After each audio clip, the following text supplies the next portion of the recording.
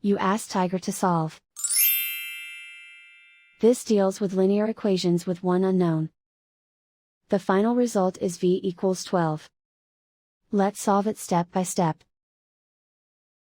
Simplify the expression. Group like terms.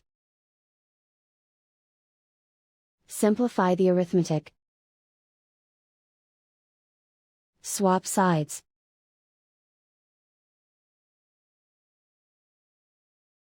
Group all constants on the right side of the equation.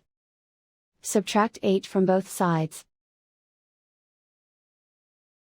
Simplify the arithmetic.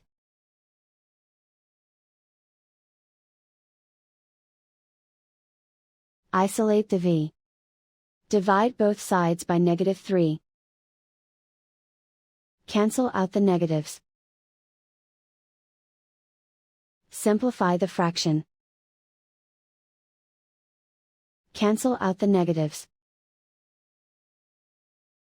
Find the greatest common factor of the numerator and denominator. Factor out and cancel the greatest common factor. And so the final result is v equals 12.